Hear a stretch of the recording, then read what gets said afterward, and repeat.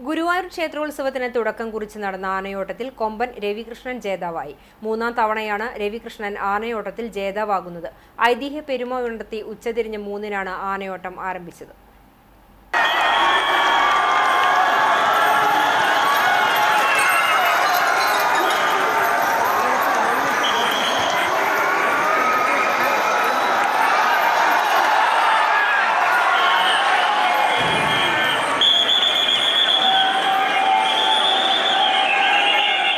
മണിക്കൂറുകൾക്ക് മുമ്പ് ക്ഷേത്ര പരിസരം ജനനിബിഡമായിരുന്നു.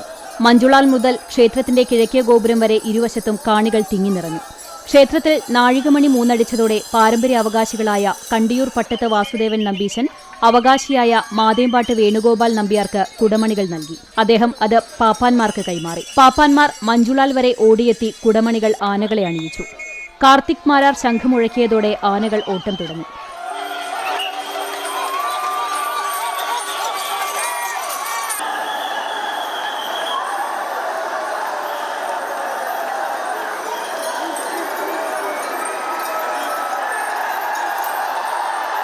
കഴിഞ്ഞ തവണ ജേതാവായ കൊമ്പൻ ബാലുവാണ് ആദ്യം കുതിച്ചത്.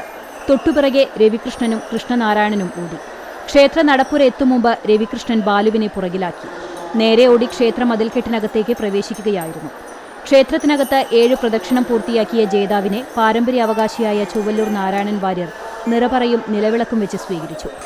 ഇനി ഉത്സവം കഴിയുന്നതുവരെ വിജയിയായ ആന ക്ഷേത്രത്തിനകത്ത് തന്നെ കഴിയും. ശ്രീഭൂതബലിക്ക് തിടമ്പേറ്റുന്നതിനുള്ള അവകാശം ഈ കൊമ്പനാണ്. 10 ആനകളാണ് ഇത്തവണ ആനയോട്ട ചടങ്ങിൽ പങ്കെടുത്തത്. ജേതാവായ ആന ക്ഷേത്രത്തിനകത്ത് പ്രവേശിച്ചതോടെ മറ്റാനകൾ കിഴക്കേ ഗോപുരനടയിൽ എത്തി ഗുരുവായൂരപ്പനെ വണങ്ങി തിരിച്ചുപോയി. തുടർന്ന് ആനയൂട്ടും ഉണ്ടായിരുന്നു. Devaswom chairman doctor V K Vijayan, ഭരണസമിതി അംഗങ്ങളായ Mallissery Parameswaran Namboothiripad, C Manoj, K P Viswanathan, administrator O B Arunkumar, N K Akbar MLA, നഗരസഭാ ചെയർപേഴ്സൺ സുനിത അരവിന്ദൻ തുടങ്ങിയവർ സന്നിഹിതരായിരുന്നു. Guruvayur ACP V Suresh, temple SHO G Ajayakumar എന്നിവരുടെ നേതൃത്വത്തിലുള്ള പോലീസ് സംഘമാണ് സുരക്ഷാ ക്രമീകരണങ്ങൾ ഒരുക്കിയത്.